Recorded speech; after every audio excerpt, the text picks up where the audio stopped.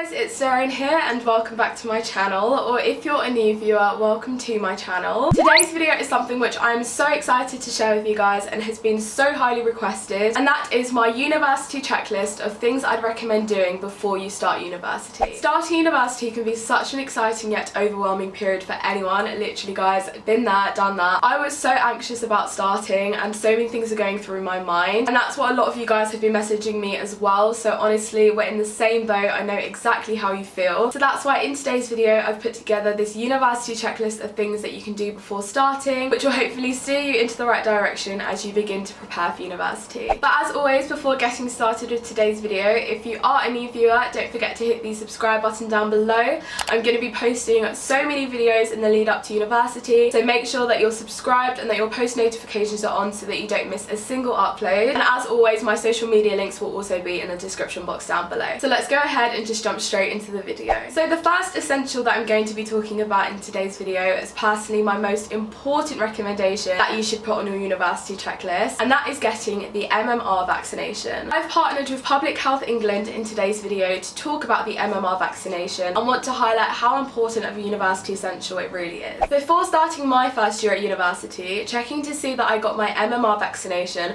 was personally at the top of my checklist and is something which is strongly recommended for 16 to 25-year-olds to do in case you haven't already received it as a child. For anyone who is unaware of these illnesses, MMR stands for measles, mumps and rubella, and these infections can spread very quickly. The vaccine is routinely given when you're a baby as a part of the childhood immunisation programme, which is when I personally received it. However, a catch-up vaccine is available to those who missed it completely free of charge. Since measles, mumps and rubella are so infectious, which has been demonstrated through the recent outbreaks of measles across the UK, scheduling a vaccination before starting university is something which is strongly urged, especially considering the large amount of people you'll be coming into contact with at university, whether or not it'll be at freshers events or when you're at halls. Trust me guys, you literally come into contact with so many people whilst you're here. So the MMR vaccination is a safe and effective combined vaccine which protects you from all three illnesses, measles, mumps and rubella, and is the best way to protect you from these infectious diseases, which unfortunately have very serious complications and can potentially be life-threatening. So the MMR vaccination is strongly urged to get and is definitely one of my top university essentials. So if you know that you haven't received it, or you'd like to check if you did receive it as a child, which is what I did, then get in contact with your GP to make sure that you're fully vaccinated before starting university. And if you think that you have symptoms of measles, call NHS 111 for advice. Moving on to the second thing I'd recommend doing before starting university, this is actually to join your university and halls Facebook pages. Joining your university and halls Facebook pages is something that I strongly recommend doing because it basically keeps you in the loop of everything that's going on, keeps you up to date about all of the freshers events. It also allows you to talk with your course mates and flatmates before even moving in, so you're able to like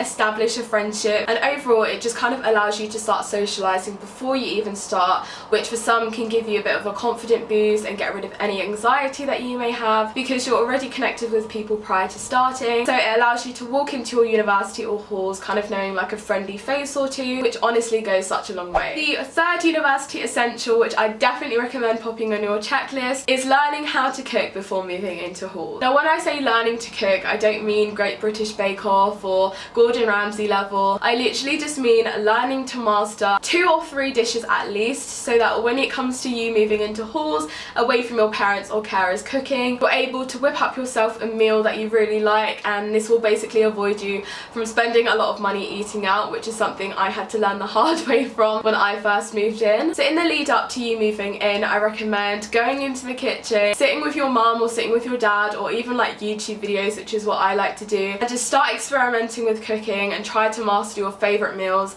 even if it's literally just pasta or like a grilled cheese. You'll thank yourself so much in the future when you're at uni, don't have much money left in your account, lol, and then you're like, wait a sec, I can actually cook this meal and I know that I'm gonna enjoy it. So honestly guys, this is a tip that will go such a long way whilst you're at university, so it's something that I definitely recommend you mastering before moving in. My fourth tip is something that I am so happy my dad dragged me along to do last summer, and that is actually visiting your university and like the area that your halls is in before actually moving in. That's if you can. I would 100% recommend doing it. Visiting the area of my halls and the area of my university before starting. It allowed me to get a feel of the area before moving in, and it allowed me to just get a bit more comfortable. You also get the opportunity to explore what restaurants are around, what bars and other things there are to do in the area, which is great because it means when you do move in, or when you do start going to your lectures and you're like, where can I go afterwards? You're like, well, I know that there's this really cool place down the road, you can take everyone there. Or if you're looking for a bite to eat on your lunch break, you know that there's like a Byron burger nearby. Do you know what I mean? It just gives you a feel of the area, and it just makes you so much more comfortable and settled in when you do actually move in and start university. So if you can,